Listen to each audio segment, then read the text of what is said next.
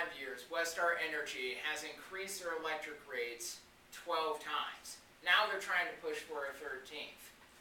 How much is too much is basically where it comes down to. As a college student, I'm trying to look for more viable options and ways to balance my budget efficiently with a low income.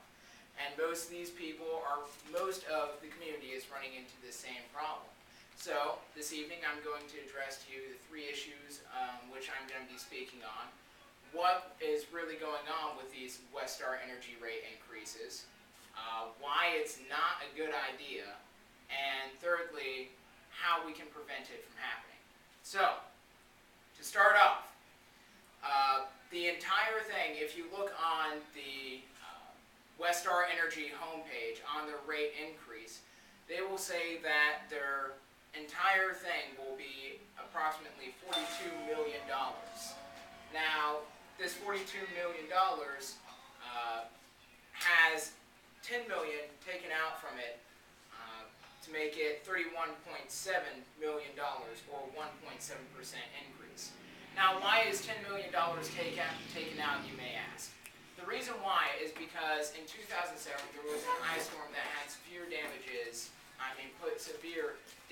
on a power plant in Lasagne. And now that this has been compensated, they feel that they no longer need this $10 million price compensation.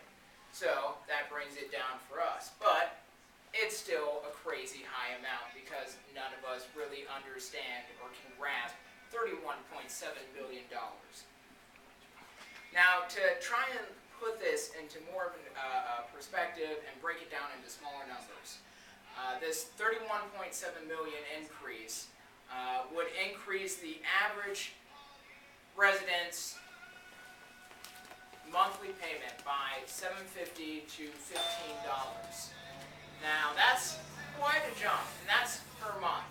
So tack on what you have, and then add $7.50 to $15 on top of that. Not everyone can pay for that, especially people that are on fixed incomes like retirees. On top of this, because the last one that they passed in April 2012, which was approximately $50 million,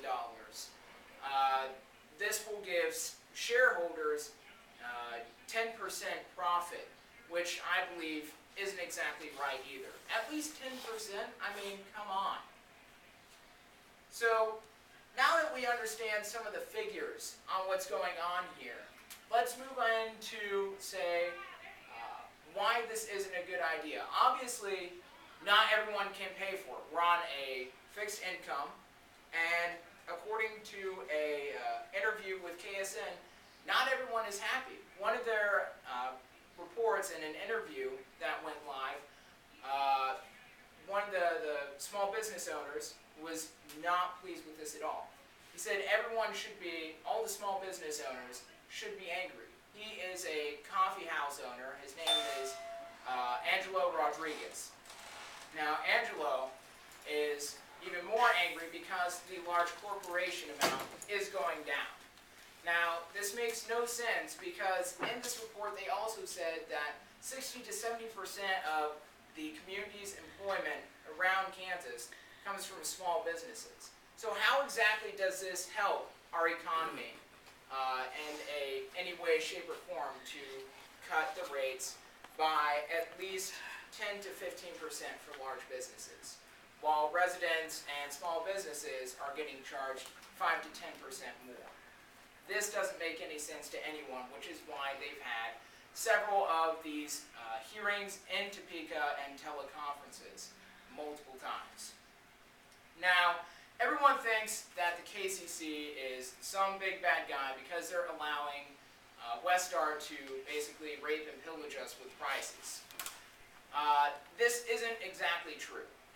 Now, yes, the KCC is allowing this, but the main function of the KCC, or the Kansas Corporation Commission, is to make sure that monopolies like this don't get out of hand. And sadly, there is really nowhere else for people around in this town to get energy, or really in Kansas. It is a monopoly. The reason why nothing has been done has probably been because not very many people have written to the KCC on how they feel about this and how this greatly affects them. People don't take advantage of the democratic power that this country has been blessed with. So, I ask each of you, if you are truly against this, which I'm sure everyone is against paying more money for what you already have, go ahead and write to them.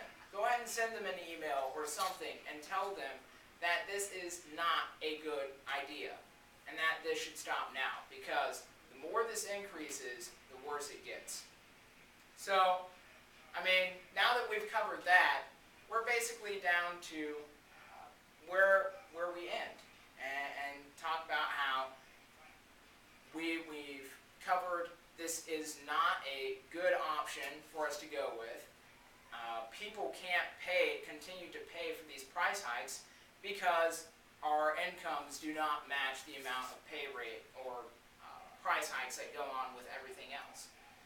Inflation is the name of the game right now, and you guys have the chance to change it. So, what it comes down to is that we can pay the total of an estimated $615